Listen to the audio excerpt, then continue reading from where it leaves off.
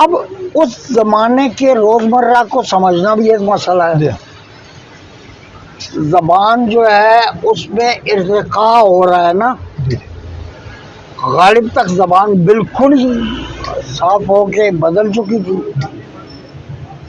और आवे जावे कहीं कहीं गालिब के पास है जी या तलक या कूं या सूंग वो है ही नहीं है। वो है ही नहीं।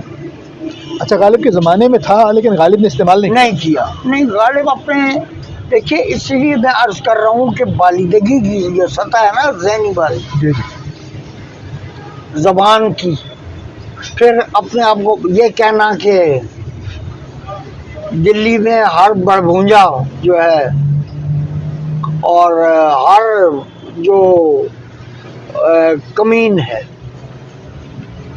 वो बाल भी बढ़ाता है और दाढ़ी भी रखता है। तो मैंने जिस दिन दाढ़ी रखी उसी दिन सर मुंडाया।